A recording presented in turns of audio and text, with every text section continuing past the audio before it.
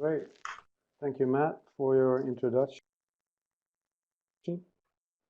And let me also welcome all of you. Tremendous attendance. Let me start off by saying that this is also a first for me, having a webinar of this kind.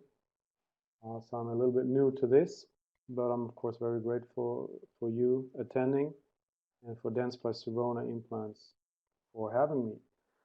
The topic of today, Matt told us already, is peri-implantitis. And it's been an research interest of our group for many years now, and we've participated on developing diagnosis and also treatment concepts. So that's what I'd like to share with you today. You see the three words up here. That is diagnosis. We'll talk about epidemiology, and then I'll end up treatment. What I would like to do first and foremost is to introduce you to a case just to get us started. And this is a rather young lady that has had a missing second premolar. So she's 34 today. This 3.5, the single implant was placed 15 years earlier. There are really no symptoms, but on gentle probing, you see the bleeding on probing that we can provoke. And you also see the deep probing pockets at the site surrounding the implant. So really circumferential signs of inflammation. If we add the radiographic history to this case, we are obviously on the radiograph to the lower right. That will be the one fitting together with the clinic examination. But if we go back in time, it looks like the situation was quite okay in 2013. 2015, certainly nothing that we would react to today. But then somewhere between that period, 2015 and 16, to your upper right, you can see that something is happening. And then within the course of 3 years, roughly, there is bone loss that is corresponding to half of the implant length. So the diagnosis is obviously quite clear, and we'll get a little bit back to the details in a minute. And I'll touch now already on treatment. And the principle on treatment is really very much the same as is the case for periodontitis. What we do is we have to clean the surface. In this case, it's an implant surface. And to be able to do that, we have to get access. And here is one of the issues and really one of the differences that separates periodontal treatment to peri-implantitis treatment. And I saw that the whole group of us today attending here are dental hygienists, which I find I appreciate very much. But I think at this time already it's a message that is a little bit frustrating for you dental hygienists, because especially this access to the implant surface for cleaning in a non-surgical fashion is very difficult. It's very limited. So when we come to treatment in a minute, I think you'll understand that for many, if not all of these cases, it is really surgery that is required. So as you see in this case, we expose the implant surface, we clean, we replace the flaps, and if you follow this case now in this particular situation for a year, you see that we got rid of the bleeding on probing. Probing depths are shallow, and if I add now the radiographic appearance at 1 year, you'll see the remineralization in the defect. Now, of course, you'll ask me, what did I do to the defect? And I'll tell you that I did absolutely nothing. Nothing beyond cleaning of the implant. So whatever happened in the defect, radiographically speaking, it's the patient's own tissues that have recovered. So from a periodontal point of view, looking at it from the eyes of a periodontist, it could not be much better, because I know that whatever came back are the patient's own tissues, which is of course the ideal situation. We'll get into the technical details of how we clean, if we use grafts, what we do in a minute. But I would like to cover some issues first, and this is what I would like to discuss with you. First and foremost, we would like to discuss a little bit on diagnosis and, of course, cover what the definition of peri-implantitis is. That will bring us into prevalence and risk factors with a specific focus on probing, because I think that's interesting to many of us, because we may or may not place implants, we may or may not perform peri-implantitis treatment, but all of us will probe the dental implant. And then we'll go into treatment. And along the line, I'll also touch on what is the cause of the problem, because that will dictate what the treatment will have to look like. If we get started, I would also like to just briefly address any potential conflict of interest, and that is that I'm hired, I'm employed at a university, I'm employed at a public dental service, but not in the industry. So I declare that I have no interest or no shares in any industrial partner involved with implant or implant therapy.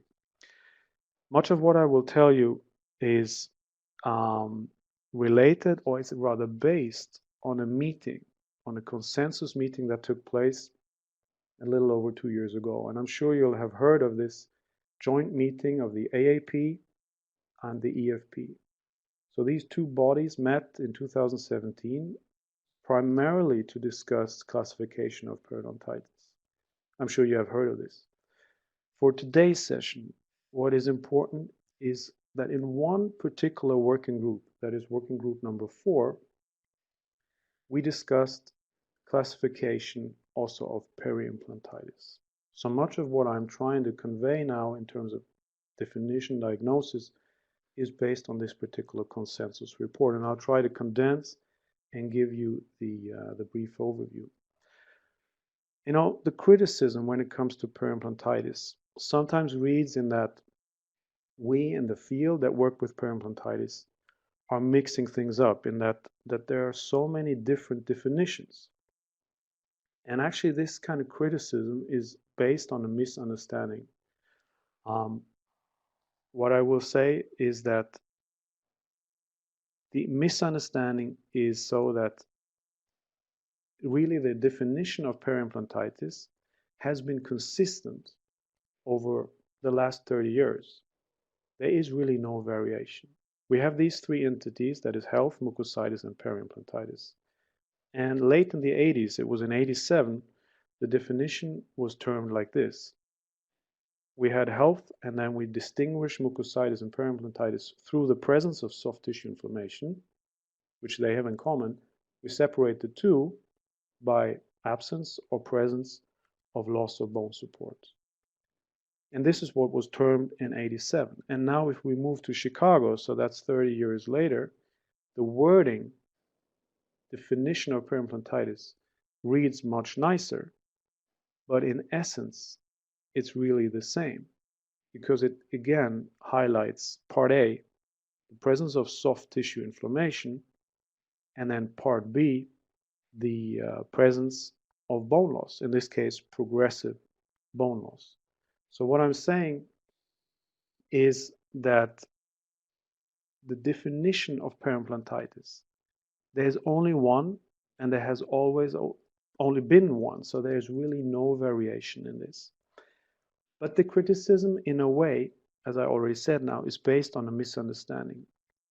Because if I now should ask you, in your clinics, in your experience, how much peri-implantitis do you have in your patients? And then you understand that a simple disease definition, such as this, part A and part B, is not enough. Because what you require are thresholds, are guidance in terms of millimeters to define what is soft tissue inflammation and what constitutes bone loss. So what you need and what the researchers need are not simple disease definitions, they are case definitions. It's still part A and B, but we need now guidance and millimeters and thresholds. And if we look back on the existing literature in relation to case definitions of peri-implantitis, there's a tremendous variation. So back to this criticism that we are not in agreement, there are different definitions. That is not really true, but it is true if we look at the variation of case definitions. Now, it is not the problem with Part A, because Part A, the soft tissue inflammation, has in all studies been consistently assessed by probing, by the presence of bleeding on probing. The variation comes for Part B, which is loss of bone support. And this is obviously a radiographic measure, which is based on a baseline assessment, which is indicated by the white line, hypothetically, if we say that this is the starting point, let's say 1 year after loading. And if we now consider thresholds, what constitutes bone loss? That's where the variation is. Because according to the studies, there's a range from less than 0.5 millimeter. You see different thresholds ranging all the way up to 5 millimeters and beyond. So what these studies used was a threshold of, for instance, 5 millimeters. Anything less would not qualify for peri-implantitis diagnosis.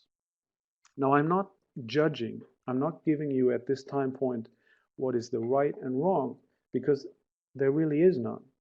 It is really up to each research group to define their own case. This is what we consider to be peri-implantitis, and then they report their findings.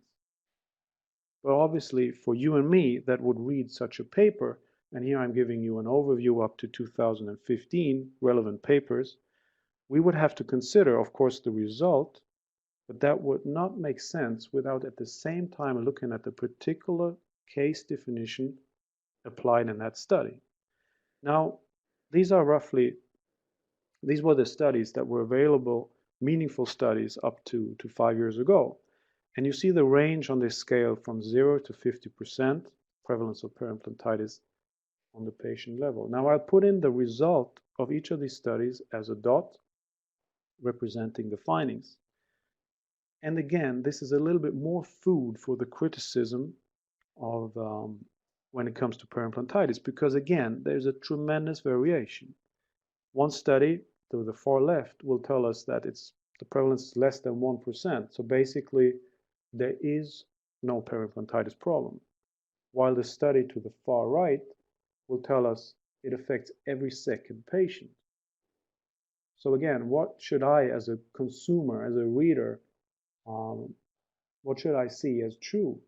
It is difficult to take in this tremendous variation. But now you find one piece of the puzzle that will explain this variation, because of course could be many factors, but the key factor is this. It's Part B of the case definition.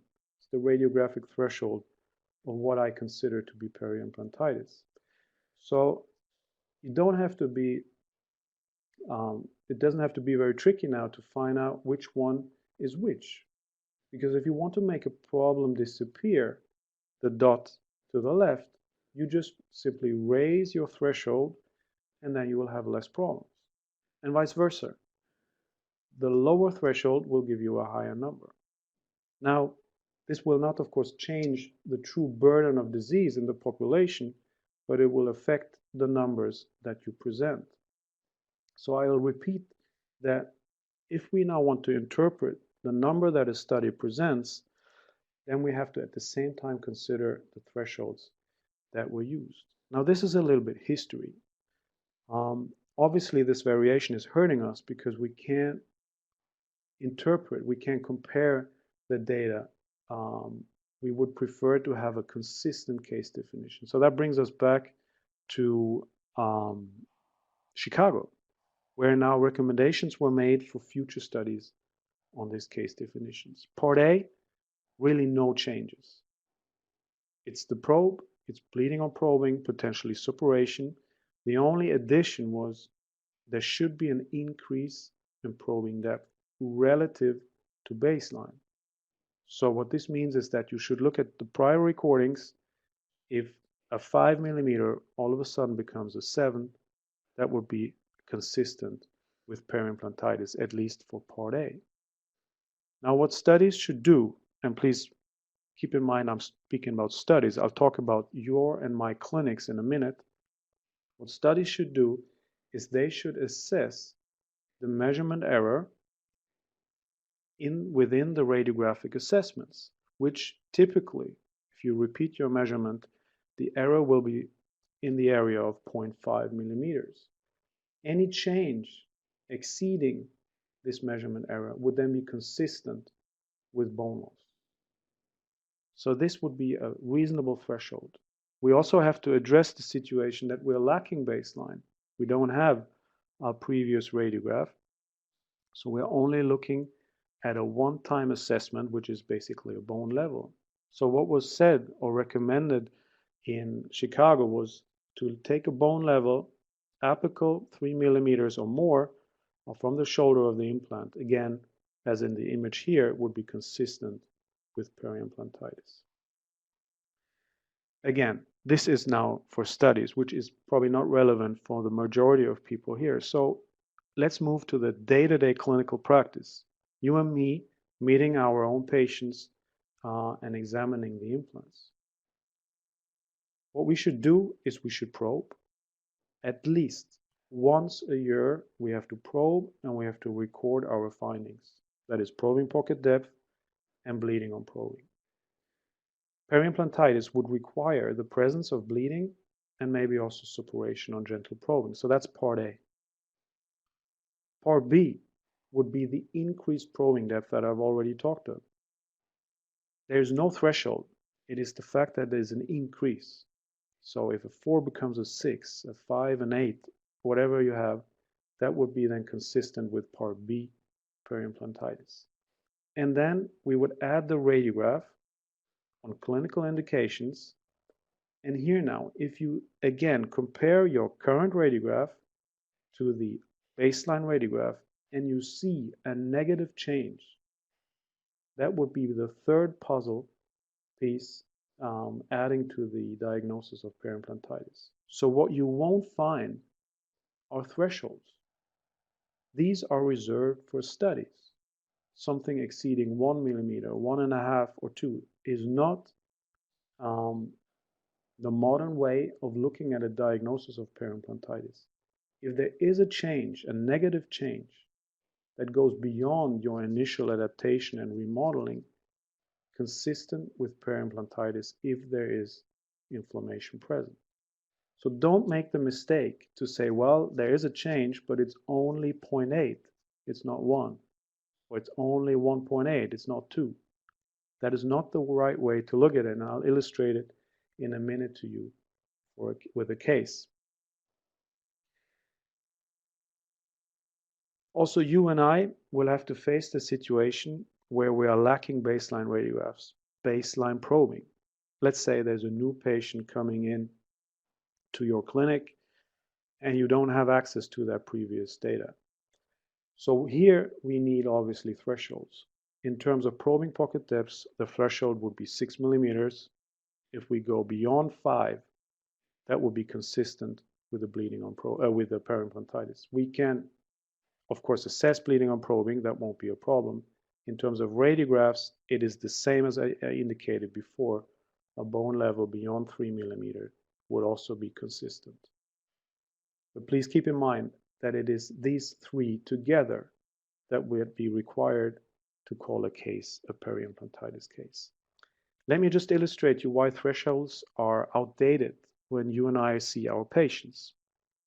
To the left, you have a typical baseline situation, which ideally should be 1 year after loading, because then you exclude the adaptation, the early physiological changes. So this would be a perfect baseline, both for probing and for radiograph.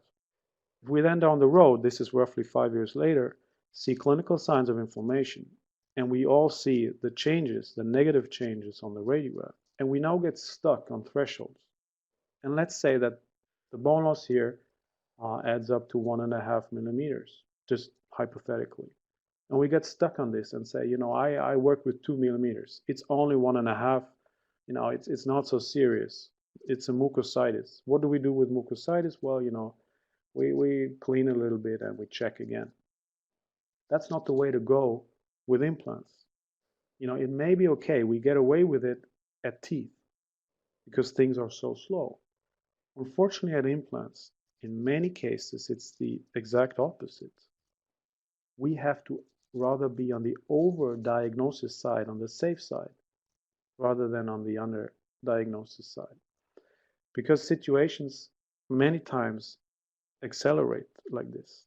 So this case, following the modern way to look at it, shows the clinical signs consistent with peri-implantitis and for sure qualifies for peri-implantitis also radiographically. So the diagnosis has to be clear, is clear and is peri-implantitis. And then guiding us into a treatment that of course is also taking the situation more seriously. We can't wait and just see what happens. So these are some comments on diagnosis and how you should look at your patients. So the probing is important, and I'll touch on that a little bit more. Radiographs on indication, if there is a negative change together with signs of inflammation, the diagnosis should be peri-implantitis, guiding you in treatment. I briefly touched, or I told you that I'll touch on etiology. And I can already tell you now that the opinion, the consensus in Chicago was that this is a plaque-driven issue. Understanding, of course, that there's a lot of discussion on this issue. So the way I would like to put out that question is, how can I argue for the statement that it is plaque that is causing the problem? And basically, there are two ways to handle it.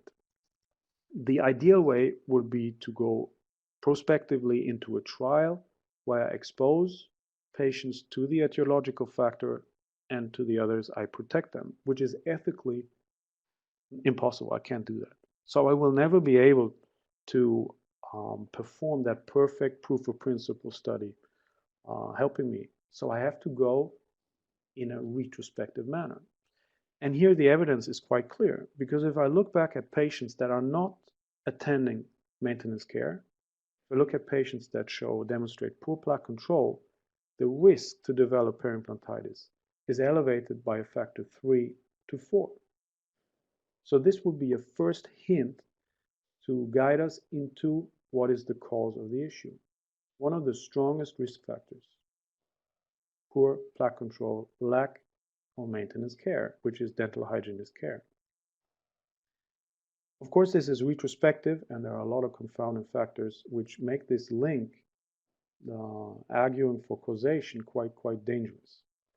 So there's another way to go around, which is a little bit tricky, but if we remove the etiological factor, we take it away, what happens? Well, that's what we do when we treat, right? We perform a treatment that is very much in line with what we do in perio. I already told you that on the first case.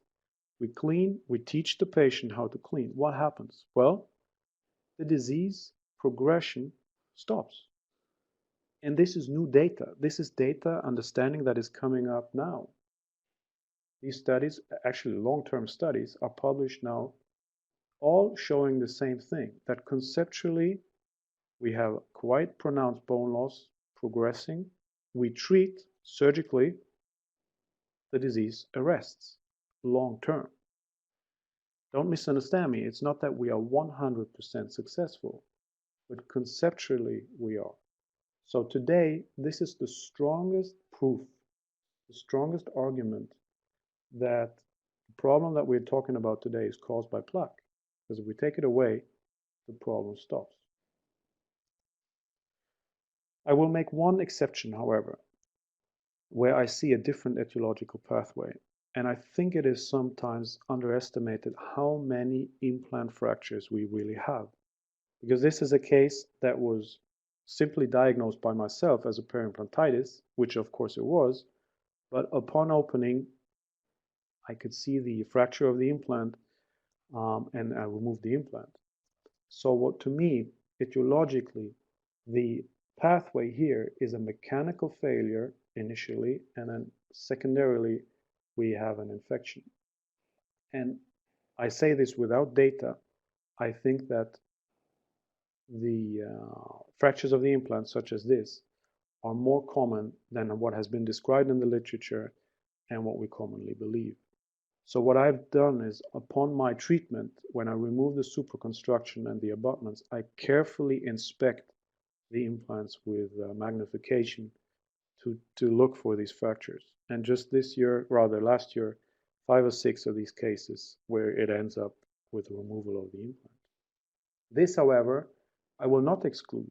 This is exactly what I'm talking about in terms of plaque and biofilm, because excess cement per se is not the problem, but what excess cement does is it serves as a retention factor, exactly like calculus does for biofilm. So a fracture I'll take as a different route, but excess cement to me is along the same line that is a plaque-driven situation. So some comments on etiology, and let's move a little bit into how common the problem is and risk factors. Now, we performed a study that was a little bit special in many ways because we didn't look at a single clinic, at a single hospital or a single university. What we did is we looked nationwide in a registry study. We looked into a Swedish cohort representing private and public dental care, specialist and general care, and looked at a group of patients, almost 600, 9 years after therapy, and assessed peri-implantitis in this group. So it's a large cohort and it's a reasonable time, 9 years after therapy. And these patients received anything from single implants to full arches. Right? What we did was we, of course, probed, and this is what we do. We use a regular metal probe, same as we have for teeth. We assess probing depth, we assess bleeding on probing, as you would at a tooth. We added a radiograph that you see to the lower right.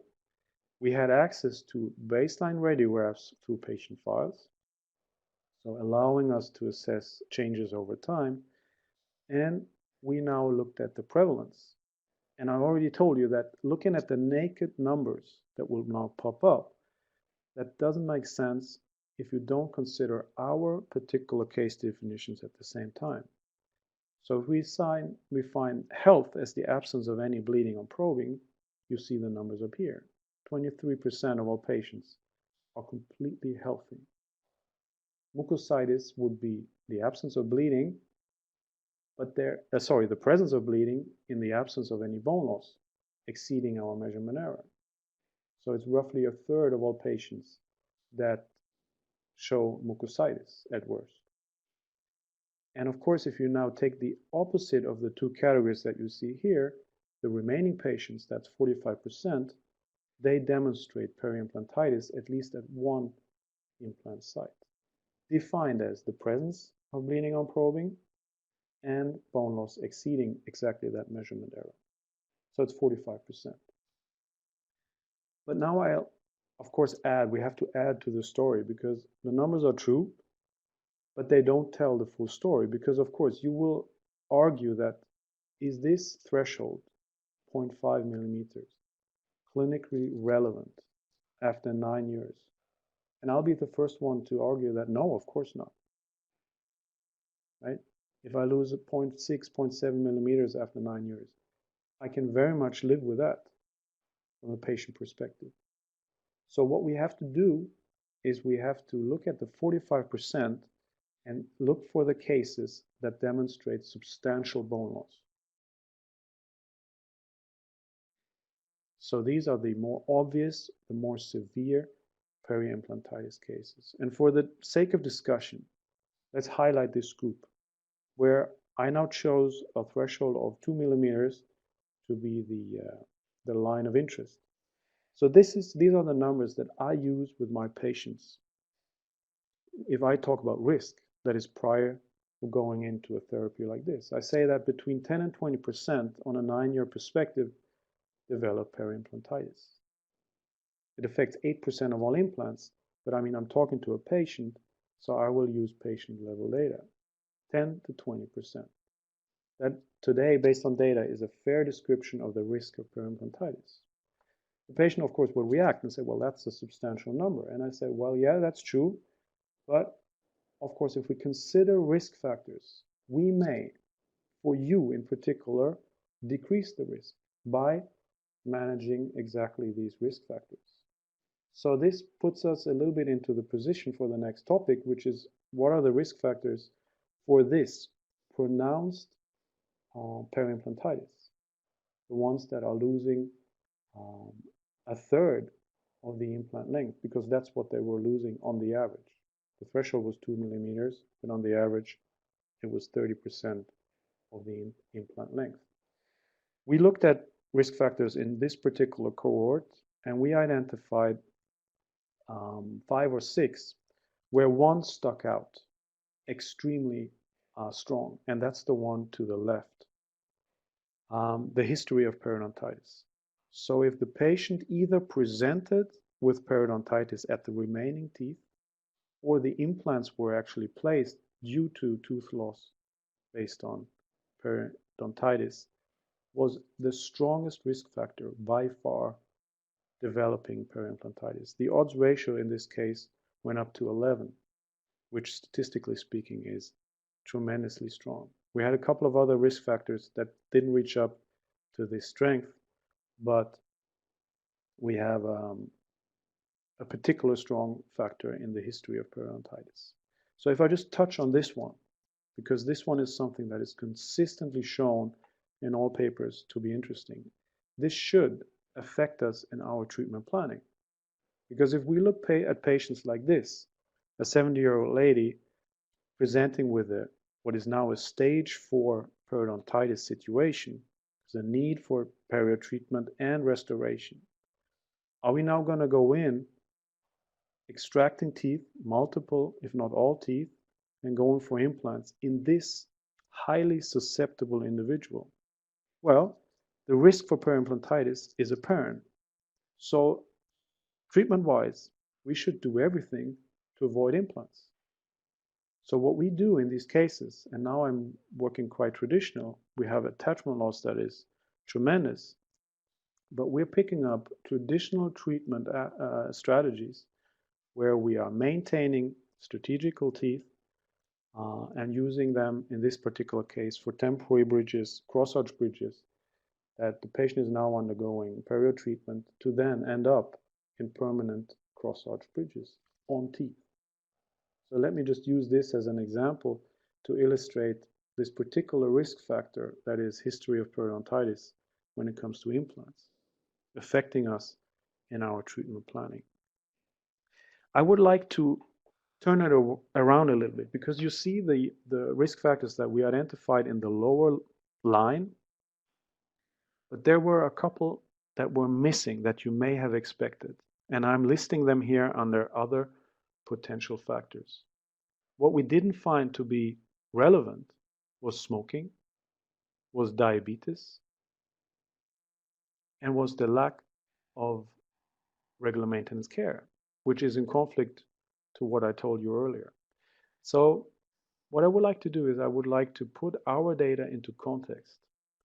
When it comes to history of periodontitis, everybody agrees. All studies that you'll find tell us the same story. It's the strongest risk factor by far. Smoking, actually, the papers agree. There is no consistent, no strong data showing you that a smoker is at higher risk for peri-implantitis. The same is true for diabetes. However, the bulk of the literature tells us that maintenance therapy is a must. The risk will go up by a factor of 4.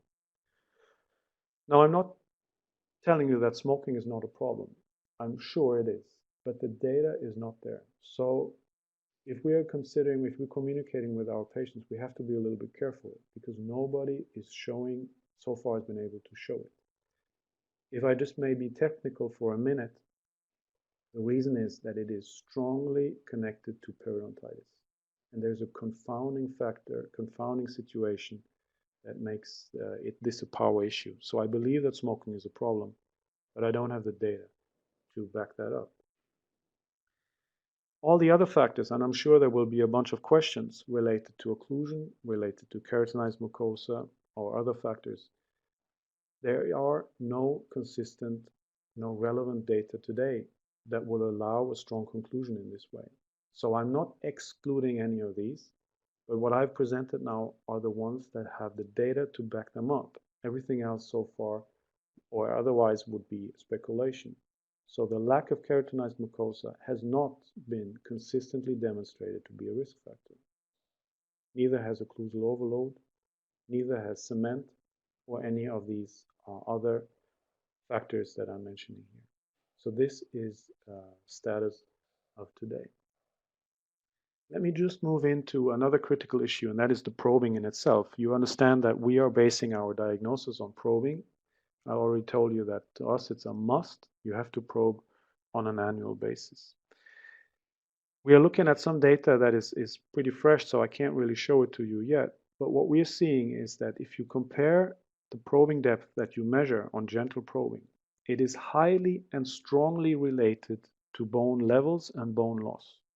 So if you measure a deep pocket, an elevated probing depth, it is highly reflective of bone levels on radiographs.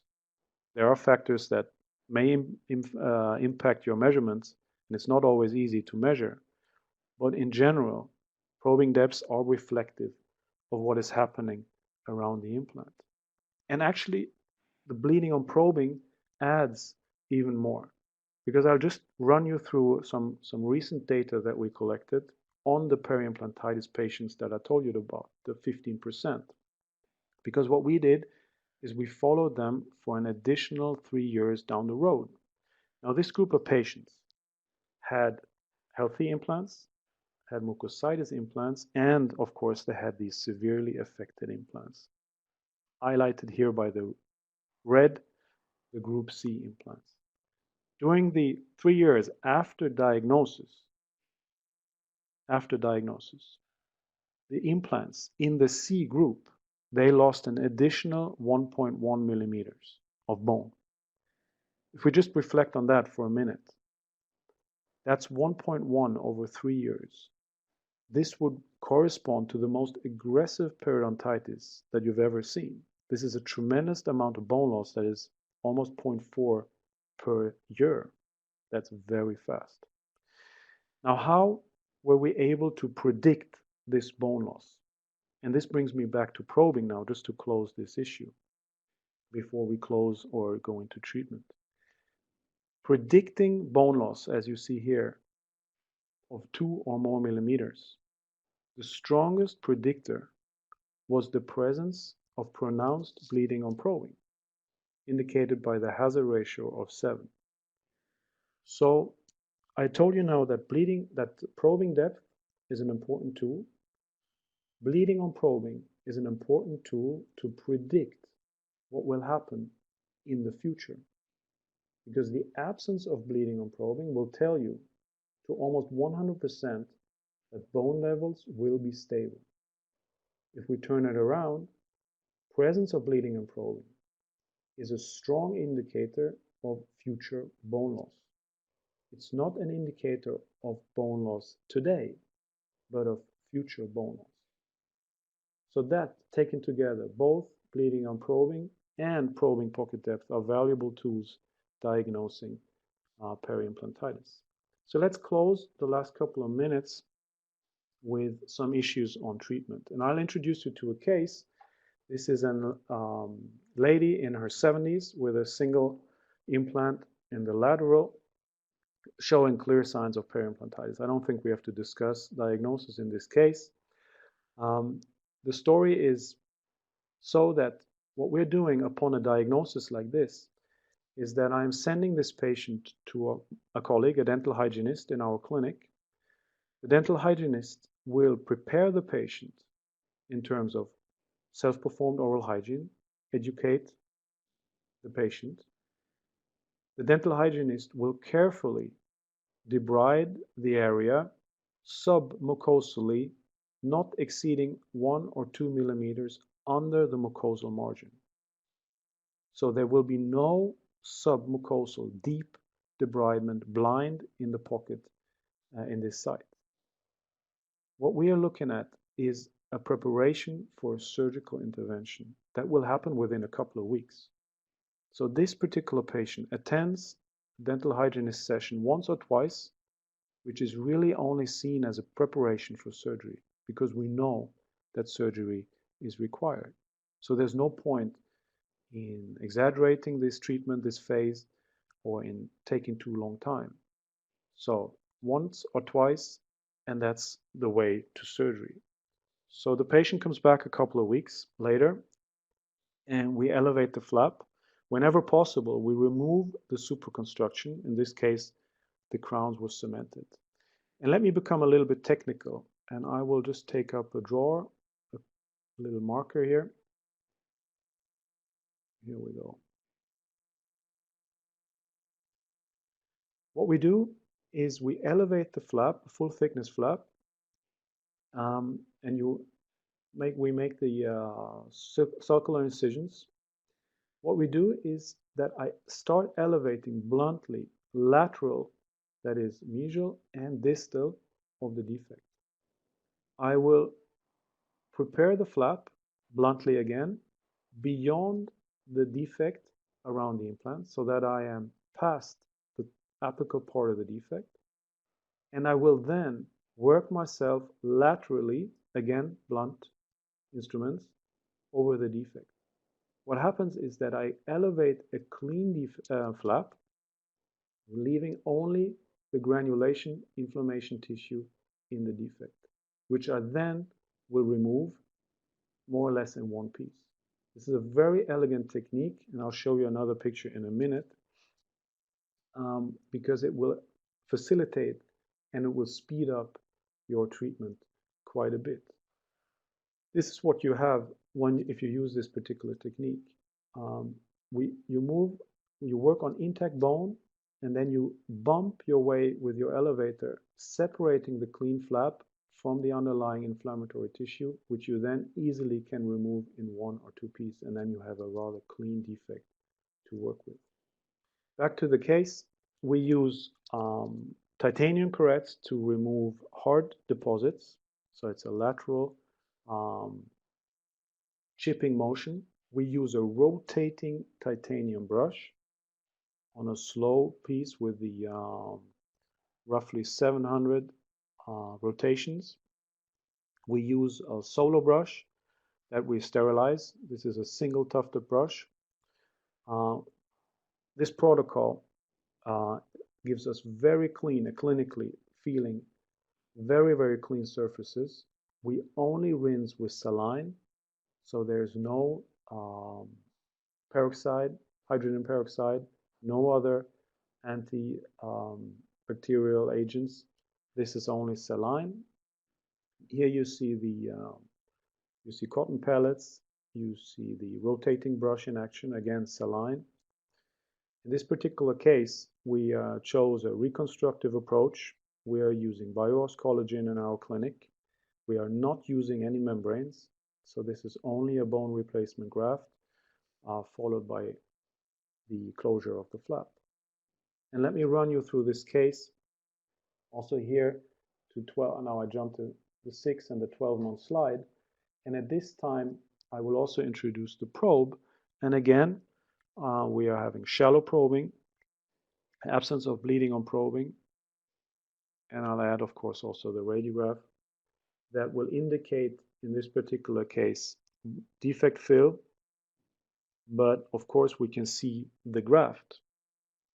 So I told you already that in the previous case that I'm picking up here again, there was no graft placed. So whatever we see here in terms of defect fill is the body's own tissues. If I back up one picture, we also see a defect fill, but we also see the graft, which is of course radio opaque. So the interpretation of these situations where people sometimes claim that this is reosseointegration or what have you, we have to be very careful, because reosseointegration is a histological term. We're looking at radiographs only. So in this particular case, I believe that the radiograph is a good sign, but what I'm mostly happy with is the absence of clinical signs of inflammation. And why is that? Because I told you that absence of bleeding is a strong indicator for future stability. So I can tell this patient that if you keep brushing, maintaining the site as it is, the prognosis for your implant is very good. And this is what the current data supports in the literature. So let me just add with some technical details on the treatment. We don't have any local antiseptics, no local antibiotics. We only use saline in the surgical site. The patient is, however, on systemic antibiotics for a 10-day regimen. We use amoxicillin, start 3 days before surgery. So we give the patient 2 times 750 milligrams, and the patient will continue for 7 days after surgery using the same protocol. So that adds up to a 10-day antibiotic regimen using amoxicillin. This is evidence-based. We have a study on this that gives us an advantage at modified implant surfaces. Should the implant surface be non-modified, that is an old turn surface, antibiotics are not required. Use of a membrane is not indicated. There is no data whatsoever showing that a membrane will add to the outcome. It's rather the opposite. It will complicate treatment. So the current situation is bone graft, such as this, is the treatment of choice. I will admit that the data in terms of controlled trials is limited, but there is for sure no data supporting the use of a membrane. So this is the protocol that we are following today. Using or not using a graft depends on the site, that is aesthetic or non-aesthetic site, and on the goal of treatment. So trying to avoid the recession in an aesthetically demanding area would guide us into using a graft. The case that you saw before, and I will just move back to the radiographs, had very narrow defect, a very high bony wall on the neighboring teeth, high attachment levels. So this case was an ideal case to omit the graft because the flaps, the soft tissue height is maintained by the surrounding bone walls. So I think with that, Matt, I'll pass